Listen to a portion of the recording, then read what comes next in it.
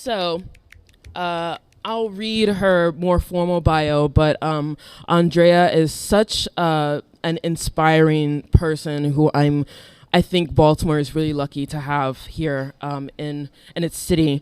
She does she does so much. I can't list them all, but I think her bio here does her justice. So I'm gonna read that out, and then we're gonna have Andrea up here.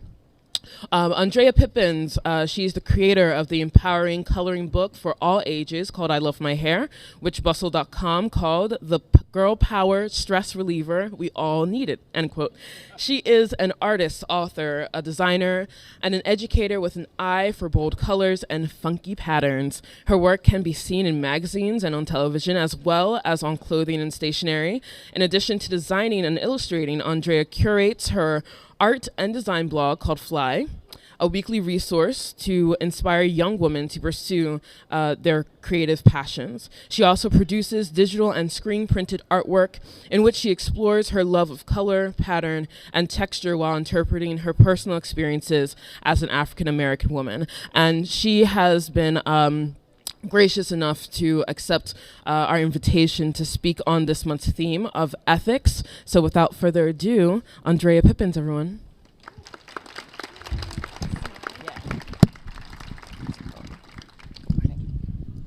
Good morning. Can everyone hear me okay? You sure? It feels like everyone's really far. So thank you, Olivia. Thank you so much for inviting me to speak this month. Thank you all for coming. And also thank you to the American Craft Council for hosting us this month. So when Olivia reached out to me about speaking for this month, I thought, you know what? That's awesome. I'm so excited. Totally amazing. But when she told me the topic was ethics, this is what my brain did. I was like, oh my gosh, yikes. So, I'm an artist. What do I really know about ethics? I was thinking, of course I know right from wrong, right? But when you get into the philosophical theories of ethics or the political agendas behind ethics, I'm like, oh my gosh, that's way over my head. But then I thought, wait, I'm an artist. I know a lot about ethics, like people not paying me even though we signed a contract for my work, or having my work stolen and used without my permission. So I'm like, I know a lot. But then there's only 20 minutes for the talk, so there's no way that I can cover all the woes of being a creative in just 20 minutes. So I thought I'd just talk about a recent experience. So I Love My Hair, the coloring book, and just give a little bit of background information about what I experienced in terms of right and wrong. But I need to give you some context. So I love to doodle. Do we have any other folks who love doodling here? Yes, awesome, my people. So I love doodling, and I didn't discover that I love to doodle until I started working at Hallmark Cards. And there I was working on the kids team. I was a graphic designer at Hallmark Cards working on the kids team full time. And my colleagues and I, we just loved to doodle. We would doodle for hours during during our lunch break or during our coffee break. And this is one of the doodles that I created during my time there. It's an autobiographical doodle of my life up until this point. So I was just falling in love with this idea of, that sounds a lot better, right? Yeah. I was in love with this idea of doodling little intricate drawings and creating a big picture with all these little pieces of shapes and line, and then also creating a bigger story. And then playing with a little bit of lettering and typography, and then layering my doodles a little bit. So just falling in love with this pastime. And I left Hallmark with a stack of sketchbooks filled with doodles. But after that time, I went on to work at a television network, and then I went to grad school, and then I was working full-time as an educator, and I just forgot about this love for doodling. Until about a year ago, I wrote in my journal that I want to draw every day. And I knew that I couldn't just say it or write it in my journal and then just it would happen. I knew that I had to make a commitment to myself. So I made a public commitment. I used my blog, social media, Instagram, and decided to do what's called a Weed Doodle Challenge, where I would invite other people to engage 15 minutes a day to doodle and just think about being creative for 21 days. So the idea that 21 days it takes to develop a habit, we would do this and see what would happen. And I was surprised at how many people got involved. It was a lot of fun, and people who were like professional illustrators were doodling, students were doodling in art class with their art teachers, and then they were using the WeDoodle hashtag, posting it online to share their images. And this is just a small sampling of what they shared. And I think altogether we had about 1,000 images from that challenge. So for 21 days, I would post a prompt like, doodle something from outer space, or something like, get jungle with it. And it's so corny, but it was fun. So these are just 2 images from my sketchbook from that time, from the Doodle Challenge. What I didn't expect is that I would get some projects from that Doodle Challenge. So on the left here, this is a series of doodles that I did for CareBeing, which is a nonprofit organization in New York City, and they focus on programming that promotes Caribbean culture. And they were really interested they saw those doodles that I did during the Doodle Challenge, and they reached out and said, hey, can you do some doodles inspired by our culture? He gave me a long list of things to include.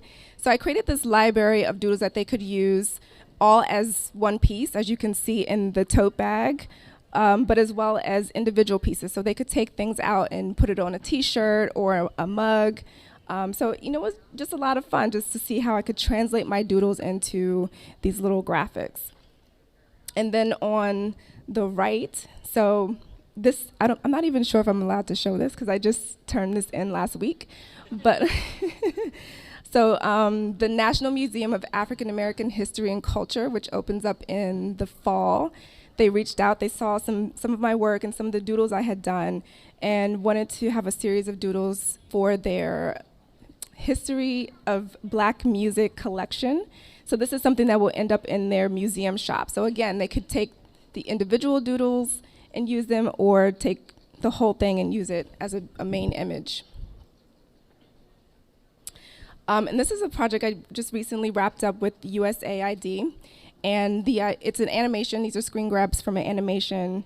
And it's more true to my doodle style because it's just in black and white. But the animation was to encourage and empower, or think about empowering women and girls to be a part of their community, being involved in peace talks, having access to education and health, and being able to be business people, business women. So, these projects are happening, and I'm doing that thing that I said I wanted to do. I'm drawing every day. And then I Love My Hair happened. So I Love My Hair happened really out of the blue. I was invited to a drawing event in New York City, and the host was an art director at Random House, and she asked us, we're just sitting around a table, and she's like, hey, does anyone have any ideas for children's books? And I'm sitting there thinking, like, this is awesome. I have tons of ideas for coloring books, but I didn't want to say anything at that moment. So about 2 months later, I sent her an email with my coloring book ideas. And her editor responded saying, you do a lot of work about hair. Have you considered doing a coloring book about hair? And I was like, oh my gosh, of course. That makes so much sense because I do a lot of work about hair. So this image here is a thesis project I did in grad school called I Love My Hair. And it was a social campaign to inspire young women of color to go natural, meaning to not use harsh chemicals to straighten their hair.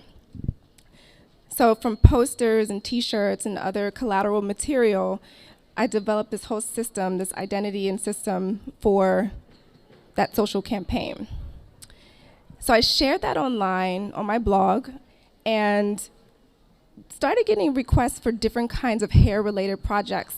And this is a series of images I did for a salon in Germany called Honeycomb. She saw my images on the website and said, hey, I would love for you to do some prints for my space. And I was like, of course. So that was my first commission, and it was my first commission internationally, so that was really exciting. And then I developed this kind of reputation of being the hair designer artist lady. This was an identity I did for Soultanicals, so bringing the idea of soul. You think of soul, you think of afro, of course, and then you think of, botanicals, leaves, plant life. So I created this mark for her brand and packaging. And then also doing my own personal work, so kind of going back to those doodles that I was interested in. Being inspired by African American hairstyles, hairstyles from different periods, and created this series called Crowns of Color, inspired by like the afro or the Gumby or asymmetrical haircut. So it made total sense that I would do a coloring book about hair, right? Because all of this work that I'd done with hair, really exciting, really interesting. So this project came, and it's like the dream project. I get to doodle and draw every day, but then also empower women, thinking about promoting self-love amongst women and girls, and then also still celebrating Black hair. So these are just a few images from the book. What I didn't expect once the book was released was the amount of press and mentions and interviews and articles that were written about the book. And it was so exciting because, you're an artist. It's my first commercial piece. I want the exposure, right? But I didn't really realize what I was walking into. So I don't know if anyone read this article. This was printed in 2014 in the New York Times. Where are the people of color in children's books? You probably can't read this little caption underneath, but it says, of 3,200 children's books published in 2013, just 93 were about Black people, which is, pretty terrible when you think about diversity in our country. But this is the climate that I'm walking into with my children's book. So that was 2014, and then just a few months later, there was a Twitter hashtag that was created called We Need Diverse Books. So there's a lot of conversation that's happening around diversity or the lack thereof in the children's book arena for publishing. So that's what I'm walking into. And out of 100+ articles, blog mentions, invitations to participate in panel discussions, features, only a handful were really interested in talking to me about the process, the artistry behind the book, the fact that I was looking to inspire and encourage creativity, to empower and promote self-love amongst women.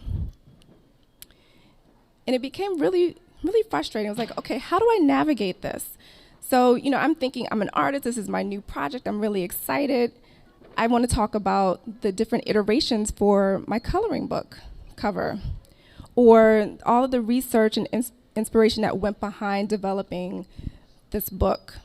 And even thinking about all of the work and research I had to do to figure out how do I translate my drawings from these little pieces of paper or the collection of materials that I've created and getting it onto the screen to prepare for this book. So this is just a few screens of my process. So using the pencil and trying the Micron pen, just trying all these different things to figure out how do I make this drawing happen for the coloring book. Or not being able to talk about the ideas or the content that would go inside of the book. So, it's 84 pages. I had 60 days to complete the entire book. What was I going to include about hair? When you think about the topics, like what can you really draw about hair? So I had to, go further out and be a little bit more abstract. So thinking about the accessories as well as using typography and words to encourage positive messaging. Or not being able to talk about the challenges that I experienced with the book. So the spread with the braids was really hard for me. I had a really hard time figuring out how to draw braids. And I wanted to share that with the world. Like, braids are hard. But once I figured it out, it felt really good. So I'm navigating this new realm where I want to talk about certain things, and I want to, I do have an opinion about the lack of diversity and the politics of Black hair, but seeing or trying to figure out how do I voice my opinion and my interests while still navigating all of these different questions that really didn't necessarily fit with the intentions of my book. So I was also trying to navigate the different demands and pressures of trying to be everywhere at once, because so many people were looking to me to participate in these panel discussions and participate in these articles and conversations. And I found myself having to say no a lot, and because I just couldn't be everywhere at once. And it was a very difficult time for me, because I wanted to give back. I wanted to support people who wanted to support me. And I had to figure out, how do I say no? Is it okay if I say no? And what if I don't want to talk about diversity? Is that right? Is that wrong? Or if I don't see my book being political, even though others would, is it okay that I didn't have anything political to say? And that was a difficult thing for me to kind of navigate and manage. So I said, you know what, I need to just sit down and chill out and think this through. And I developed what I called my maker moral code. And this would help me kind of navigate this idea of questions of yes or no, what was right and wrong for me. So a set of guidelines that really helped me figure that out. So the first one was to just do my best. Whatever it was, whether it was the work, the quality of work that I was creating, or if I was being interviewed and talking, just, do the best that I could do in that moment. And then creating with good intentions, making sure that whatever I put out into the world has a reflection of what I believe in, making sure that it's positive, and then being true to myself. So really important, making sure that whatever I put out into the world reflects my beliefs and values, but also remembering that I'm a human being and I can only do but so much. So being able to say no and feeling good and okay with saying no if I can't be somewhere or do something that somebody's requesting me to do. And then letting go, and Olivia told me yesterday, she's like, everyone's gonna think of Frozen. But this was a big lesson for me, because, when you're a maker, when you're creating something, when you're in that process, it's all about you. It's all about what you want to do and what you want to put out into the world. But once you let it go, once you release it to an audience or to the world, it's no longer about you or your intentions. None of that matters. The only thing that matters is what the viewer sees and what they want to experience with what you just created. And that's all we can do, right? As makers, whether we're artists or scientists or just as human beings, on a regular basis, we just have to always remember that all we can do is put what we love out into the world and just hope that people can see and feel the good intentions in our work. And that's it. Thank you.